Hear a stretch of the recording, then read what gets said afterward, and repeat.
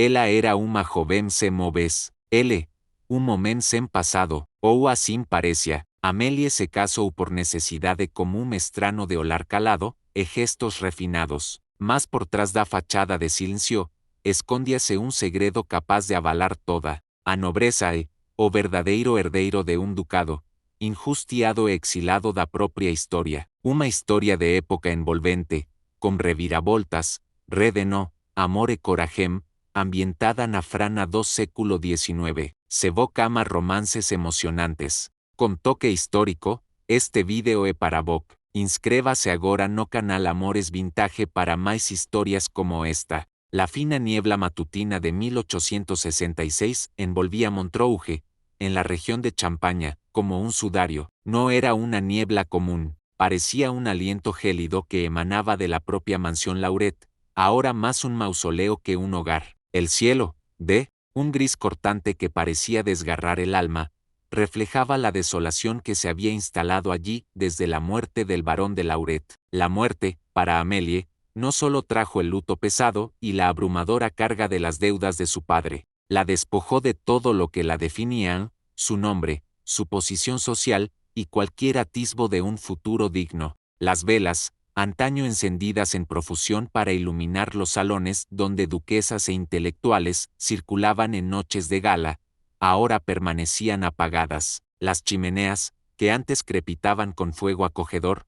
estaban frías y vacías. Los criados, que un día llenaron la casa de vida y bullicio, habían desaparecido uno a uno, arrastrados por la corriente implacable de los acreedores que saquearon los bienes de la familia como buitres voraces. Amélie, sin embargo, se negaba a doblegarse ante la catástrofe. En el salón principal, antaño escenario de grandiosas recepciones, mantenía una postura impecable, digna de una noble, a pesar del nauseabundo olor a papeles mohosos y de la desesperanza que impregnaba cada rendija de aquella casa moribunda. Su vestido gris pizarra, apretado por el corsé, no era lo único que le oprimía el pecho. La urgencia de resistir, de no ser quebrada por el cruel destino, era una carga aún mayor. Los recuerdos de su infancia en Lyon, de primaveras robadas por el infortunio, y la imagen de su padre, un hombre al que había amado y que ahora dejaba solo un legado de ruina,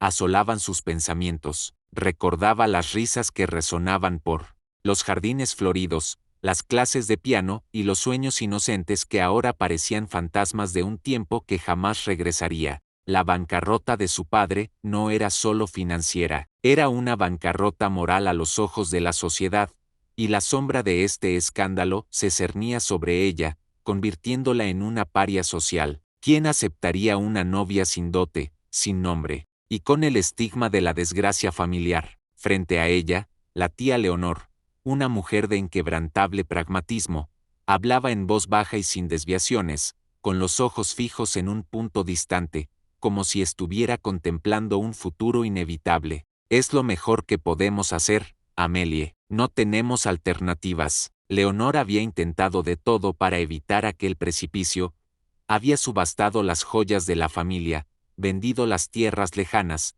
suplicado a los acreedores por más tiempo, pero el abismo se negaba a disminuir. En un último y desesperado acto, su tía había sellado un pacto silenciado, un acuerdo hecho en las sombras, lejos de las miradas curiosas y de los juicios implacables de la sociedad. El otro lado del pacto era un hombre cuyo nombre era Julien. Un hombre sin fortuna, sin historial conocido, casi un espectro que había surgido de la nada y que prometía un techo y un vínculo conyugal como escudo contra los rumores maliciosos que sin duda se extenderían por la región. Sin embargo, sus modales y los silencios que lo envolvían, hablaban de algo muy superior a lo que aparentaba. Había en él una contención, una elegancia sutil que desmentía su supuesta humilde origen. Amélie lo había visto una sola vez, en la rectoría, cuando fue recibido por el padre Valentín. Recordaba el cabello despeinado por el viento, la ropa rústica que no lograba disimular la postura erguida y una mirada penetrante que parecía observar todo y no revelar nada. Era callado, no hizo preguntas sobre Amélie, ni sobre la casa. Ese día, 15 de abril de 1866, quedó grabado en su memoria como el día en que su futuro le fue arrebatado y reemplazado por una incertidumbre. Cuando el reloj de la torre de la iglesia dio las 5 de la tarde, el sonido del golpe de la puerta principal pareció una campana fúnebre, anunciando el fin de una era. La vieja criada, que se había negado a abandonar a Amélie, lo dejó entrar. Julien saludó a Amélie con una elegancia contenida, casi fría. Señorita Amélie, es un honor conocerla. Sus ojos, antes indescifrables, barrieron el salón polvoriento, deteniéndose por un instante en la mirada desafiante de Amélie, como si evaluaran la extensión de la ruina. No hubo juramentos de amor, ni el intercambio de alianzas decoradas con sentimientos verdaderos, solo la firma en un contrato que, para Amélie, olía a fin. El notario, un hombre con aire cansado, leyó las cláusulas con una monotonía que hacía el acto aún más despersonalizado. La tía Leonor asintió sin emoción, como si estuviera cumpliendo un ritual inevitable. Amélie firmó con la mano temblorosa, las letras pareciendo retorcerse en protesta contra el destino impuesto. Julien, por su parte, firmó con una firmeza que contrastaba con la fragilidad del momento. El padre, con aire de obligación, pronunció una bendición vacía, sin la pasión que normalmente acompañaba las ceremonias de matrimonio. Cenaron un caldo insípido en la fría cocina de la mansión, el silencio llenado solo por el discreto tintineo de las cucharas. No hubo intercambio de palabras, ni miradas prolongadas. Amélie subió sola a sus aposentos, con el corazón como una pesada roca en el pecho. En el espejo envejecido, que reflejaba una imagen distorsionada de sí misma, desabrochó los botones del vestido grisáceo. Las lágrimas, que parecían estar siempre al acecho, se negaron a brotar.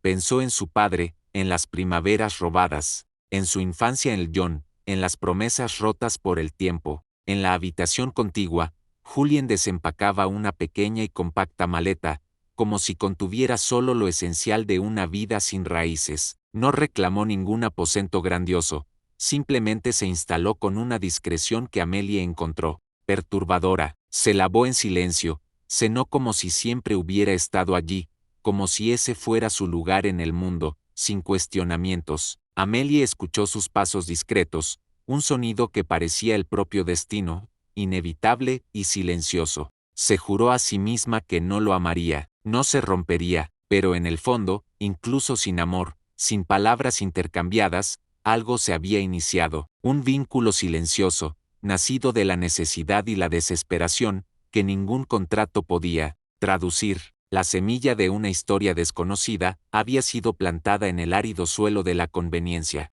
El camino de tierra, ahora menos nítido bajo la fina capa de rocío matutino, serpenteaba entre álamos desnudos, sus ramas esqueléticas arañando el cielo pálido. Conducía el viejo coche, cuyo chirrido era el único sonido que rompía el pesado silencio del paisaje, hasta los portones de hierro de una propiedad que parecía haber sido olvidada por el tiempo. El viaje había sido largo y silencioso, un eco de la noche anterior. Amélie, sentada junto a Julien, observaba el paisaje sin permitirse preguntar a dónde iban. Con cada kilómetro que los alejaba de Montrouge, la esperanza parecía disminuir, reemplazada por una creciente aprensión. Julien, siempre contenido, permanecía en silencio, con las manos cruzadas sobre las rodillas, un muro impenetrable de discreción. Sus ojos, sin embargo, recorrían el paisaje con una familiaridad que Amélie notaba, aunque no podía descifrar.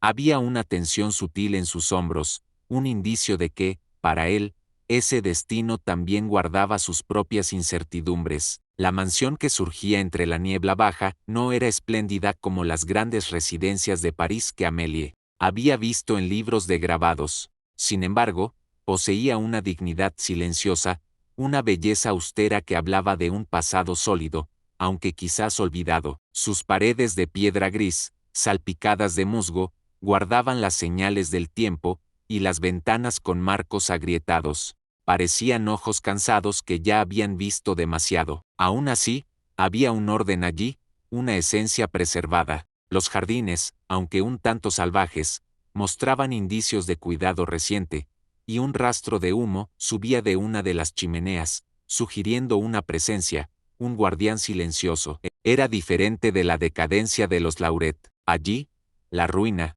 parecía ser una elección, no una imposición. Julien, sin romper el silencio, ayudó a Amélie a bajar del coche con una gentileza inesperada. Un criado anciano, de cabellos blancos y semblante serio, abrió la puerta con un gesto silencioso, casi reverente. No hubo preguntas, ni una cálida recepción, solo el eco de sus pasos en el vestíbulo. Dentro, el aire era de madera vieja, cera derretida y, sutilmente, el olor a lavanda, un contraste reconfortante con el moho de la mansión Lauret. Parte de los muebles estaba cubierta con sábanas blancas, como fantasmas silenciosos de un pasado lujoso, pero el salón principal estaba limpio, como si los esperara. Había un piano cubierto en un rincón, una estantería de libros cuidadosamente organizada, y una chimenea que parecía recién limpiada, esperando el fuego. Julien explicó, en pocas palabras, que había pocos criados, que el intendente se encargaba de lo esencial, y que el ala este estaba cerrada. Su voz era tranquila, casi profesoral, como si estuviera presentando un museo. Amélie lo siguió por los amplios pasillos, iluminados solo por la tenue luz que entraba por las altas ventanas, hasta una habitación sencilla, pero funcional. La cama era de madera maciza e imponente.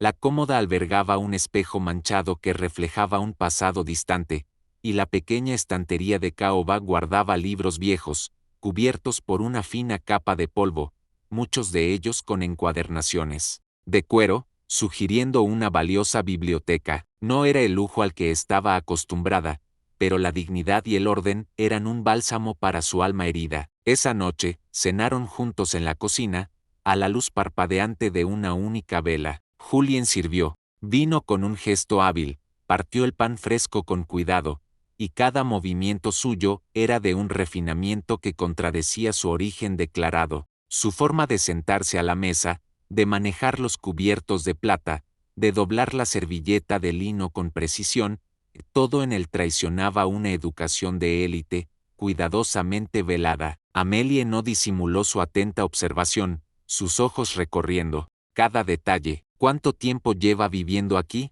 preguntó, con la voz baja, pero cargada de curiosidad.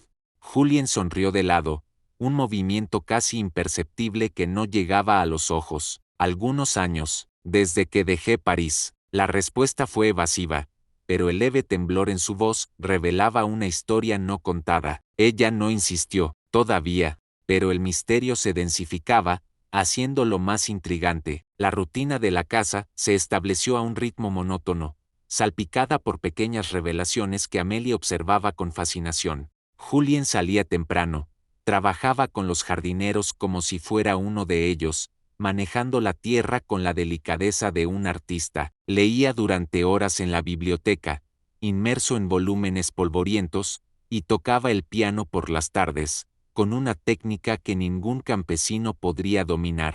Sus manos, callosas por el trabajo en el jardín, se deslizaban por las teclas con una fluidez que delataba años de práctica dedicada. Amélie, sola en sus silencios, sentía que las preguntas brotaban en su mente como malas hierbas. ¿Por qué un hombre sin fortuna vivía en una mansión tan bien cuidada, aunque modesta? ¿Por qué ocultaba tanto de su pasado, viviendo bajo un velo de misterio? Una tarde, atraída por la melancólica melodía de un nocturno de Chopin que resonaba por los pasillos, Amélie se asomó por la puerta entreabierta del salón. Julien tocaba con los ojos cerrados, y su rostro, en ese momento, dejaba traslucir una vulnerabilidad que jamás mostraba despierto. Era un atisbo de un alma atormentada, de un dolor profundo que él guardaba para sí. Amélie se alejó sin que él la percibiera, pero esa imagen permaneció con ella durante días, tatuada en su memoria, encendiendo una llama de compasión en su corazón antes endurecido. Un domingo, el sol, una rara aparición en ese otoño melancólico, doró los jardines. Amélie vio a Julien regresar del rosal, una rosa marchita entre los dedos, como si simbolizara una pérdida, un recuerdo agridulce. Esa fue la chispa que encendió su valor. Ella lo enfrentó, con la voz firme, a pesar del ligero temblor en sus manos. «Usted no es quien dice ser». Julien la miró con una calma perturbadora, sus ojos oscuros como pozos sin fondo. No miento, solo me callo. Su respuesta fue un desafío, una admisión velada. El silencio también es una forma de engañar, replicó Amélie, sintiendo la adrenalina recorrer sus venas. Julien miró al suelo, por un breve instante pareciendo quebrado. Y aún así, estoy aquí, sin título, sin riqueza, pero con secretos, concluyó Amélie, con la voz cargada de una certeza recién adquirida. Él se acercó, la distancia entre ellos se evaporó por un instante, y el calor de su presencia la envolvió. Todos los tenemos, murmuró, y por un momento Amélie vio la verdad en sus ojos. Esa noche, sola en su habitación, Amélie sostuvo la rosa que él había dejado junto a su puerta. El gesto sencillo, una contradicción a su habitual discreción, la hirió de forma inesperada. ¿Era deseo? ¿Era dolor? Una mezcla de ambos, un reconocimiento de que, a pesar de los secretos, había algo profundo y complejo en ese hombre que apenas conocía, pero que ya la cautivaba de forma inexplicable. Días después, la llegada de una carta sellada con cera azul rompió la monotonía. Amélie lo vio observar el sobre largamente antes de arrojarlo al fuego, sin siquiera abrirlo. ¿Por qué? ¿Qué miedo se escondía en esa carta, que le impedía siquiera leerla? La curiosidad de Amélie, antes solo un susurro, se convirtió en un clamor. En el silencio de la noche, movida por una intuición incontrolable, entró en el despacho de Julien. Entre papeles antiguos y libros polvorientos, encontró una pequeña caja de terciopelo, oscura y desgastada. Dentro, un relicario de oro con un escudo que reconoció de los libros de heráldica de su padre, la casa de Montelac, de la alta aristocracia del ducado de Averay. Dentro del relicario, una miniatura pintada al óleo, una mujer altiva, de ojos penetrantes, los mismos ojos de Julien. Las piezas del rompecabezas comenzaban a encajar, revelando una historia mucho más grande de lo que jamás había imaginado. El silencio que se cernía entre Amélie y Julien después de la revelación del escudo era espeso como la niebla de los jardines, pero mucho más denso y palpable. Antes, era un silencio de misterio. Ahora, era un silencio de secretos profundos, casi doloroso. Aunque no se intercambiaban palabras, una nueva tensión se había instalado entre ellos, una especie de reconocimiento mutuo de la verdad no dicha. Amélie ya no veía a un hombre común, un refugiado buscando asilo, veía a alguien que huía de un pasado aristocrático y quizás de algo mucho peor. La imagen de la mujer del retrato, el innegable parecido con Julien, y la imponente presencia del escudo de Montelac en un objeto tan íntimo, tejían un tapiz de intrigas que Amélie sentía que necesitaba desentrañar. Una tarde de primavera, mientras el sol se filtraba tímidamente por los cristales polvorientos de la biblioteca, Amélie decidió buscar más pistas. Si el escudo era de Montelac, y Montelac pertenecía al ducado de Averay, necesitaba más información. Rebuscó en las estanterías polvorientas, repletas de tomos antiguos sobre historia y genealogía. Su padre, un hombre de vasta cultura, había poseído muchos libros, y ella recordaba vagamente discusiones sobre las grandes casas nobles. Su corazón se aceleró cuando sus dedos encontraron un libro antiguo de genealogías, sus páginas amarillentas oliendo a tiempo y olvido. Allí, el escudo de Montelac aparecía ligado a un escándalo que había sacudido el ducado años antes, la misteriosa muerte del duque y su esposa en circunstancias oscuras. La fecha coincidía perturbadoramente con la juventud de Julien, el heredero. El libro narraba con detalles casi periodísticos. Había desaparecido sin dejar rastro, esfumándose en el aire como un fantasma. Cada palabra leída parecía una daga clavada en su certeza sobre la vida de Julien. Al confrontarlo nuevamente, Amélie notó que, esta vez, Julien no huyó. Estaba en el jardín, podando un rosal, el mismo donde había recogido la rosa marchita, que ella guardaba. Sus manos, firmes en la herramienta de poda, vacilaron cuando ella pronunció el nombre Averay. Sí, respondió, con la voz sorprendentemente tranquila, aunque sus ojos negros eran un torbellino de emociones. Yo era el heredero de Averay, duque de Montelac. Hizo una pausa, y el peso de esas palabras llenó el aire. Pero fui acusado de un crimen que no cometí. Dijeron que envenené a mi padre, mi nombre fue manchado, mi madre murió de disgusto, su corazón no soportó la calumnia. Huí y decidí no reclamar nunca más nada. Ese nombre estaba muerto para mí. Amelie se sentó en un banco de piedra, con la cabeza dando vueltas. Todo en su postura oscilaba entre la compasión abrumadora y un miedo frío. El peso de tal acusación, la pérdida de su familia y su título, era una carga inimaginable. ¿Quién lo acusó?, preguntó, con la voz casi un susurro. Julien apretó las manos, sus nudillos blanqueándose. Mi tío, el conde Armand, quería el ducado para sí. Dijo que envenené a mi padre. La traición familiar, un golpe aún más cruel que la pérdida material. ¿Y huyó, sin intentar probar su inocencia? La pregunta de Amelie contenía un ápice de incredulidad, pero también de un dolor compartido. Julien apretó los puños, su mandíbula tensa. Lo intenté, durante semanas, clamé por justicia, por una oportunidad de defenderme, pero nadie quiso escuchar. Los juicios se hacían en los salones, en los susurros de la corte, no en los tribunales, y un noble manchado vale menos que un campesino íntegro. Sus ojos, antes indescifrables, ardieron con el dolor y la injusticia. Por primera vez, Amelie veía al hombre detrás de la máscara, herido, injusticia, exiliado de su propia historia, un fantasma de su pasado, viviendo una no vida. Esa noche, el timbre de la puerta principal sonó, cortando el silencio de la mansión. Como un cuchillo afilado, el viejo criado, con una expresión de sorpresa que rara vez mostraba, anunció una visita inesperada.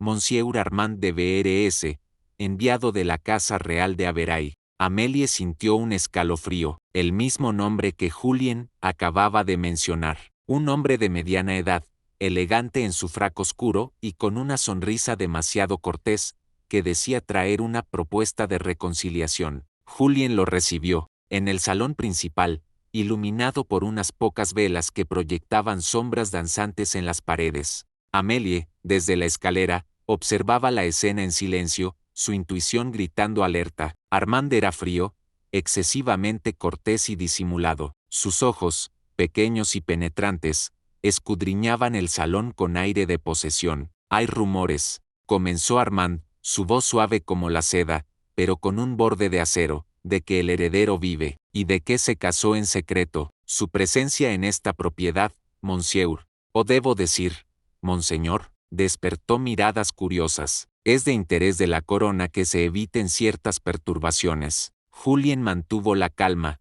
su voz baja y firme. Ya no soy nadie, no tengo ninguna pretensión. Armand sonrió, una sonrisa, que no le llegaba a los ojos. Pero otros sí tienen pretensiones por usted, y pueden usarlo, o destruirlo. La amenaza velada flotó en el aire, densa y sombría. Era una advertencia, un juego de poder. Armand se negó a quedarse a cenar, su despedida tan calculada como su llegada. Julien subió a sus aposentos sin decir una palabra, la tensión en sus hombros más visible que nunca. Amelie, sin embargo, no dormiría esa noche. Las palabras de Armand resonaban en su mente, y la certeza de que la paz en la que vivían era una ilusión se hacía más fuerte a cada minuto. El pasado de Julien no estaba enterrado, estaba llamando a la puerta. Al día siguiente del tenso encuentro con Armand de BRS, Amelie encontró a Julien en el jardín. Regaba las rosas con la misma calma de siempre,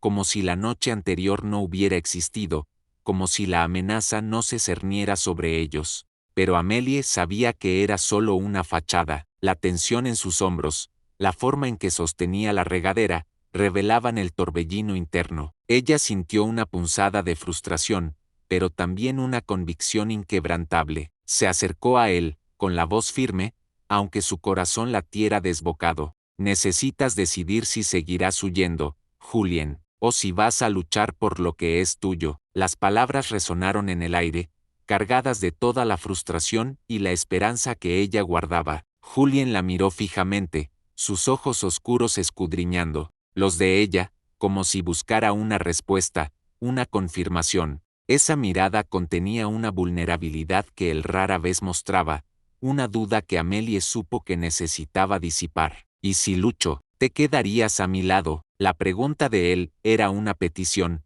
una súplica silenciosa. Amélie respiró hondo, su mirada fija en la suya, sin desviarse. Ya estoy a tu lado, Julien, lo que falta es que tú estés al mío. Las palabras de ella fueron un bálsamo, un ancla para su alma atormentada. Él sonrió por primera vez, de verdad, no la sonrisa contenida, evasiva, que ella conocía, sino una sonrisa genuina que iluminó su rostro, llegando a sus ojos y disipando las sombras que lo perseguían. La sonrisa de Julien en ese instante fue más que una respuesta, fue una promesa, la promesa de que no huiría más, de que lucharía no solo por sí mismo, sino por ellos. La semana siguiente, la mansión que antes era un refugio de silencio y soledad se transformó en un centro de actividad discreta. Se realizaron viajes, ya no en secreto absoluto, sino con una inteligencia calculada. Julien buscó registros antiguos en los archivos locales,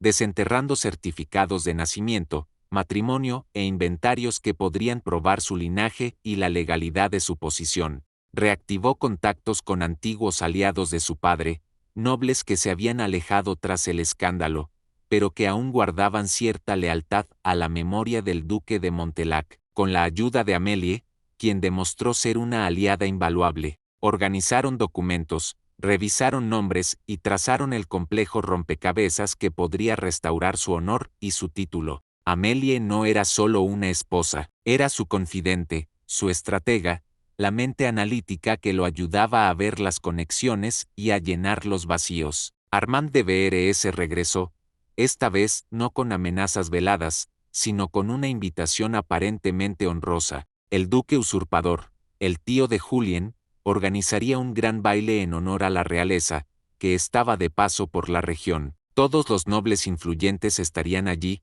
una exhibición de poder y prestigio. Julien sería recibido, había dicho, Armand con una sonrisa de burla, siempre y cuando asistiera en silencio, como un espectador, para no causar alboroto. Era una invitación y, al mismo tiempo, una trampa, una invitación para presenciar su propia anulación, un recordatorio de su supuesta ilegitimidad. Pero para Julien y Amélie, era una oportunidad. La noche del baile, el aire estaba cargado de expectación. Amélie cosió con sus propias manos la casaca de Julien. Sus dedos hábiles, acostumbrados a restaurar libros y cuidar rosas, bordaron con hilos plateados el escudo de Montelac, el símbolo de una casa antigua y noble. El escudo, ahora limpio, del polvo del olvido, relucía con una dignidad imponente, un faro para el regreso de su verdadero heredero. Al llegar al suntuoso salón, iluminado por cientos de candelabros que hacían brillar las joyas y ondear los vestidos de seda,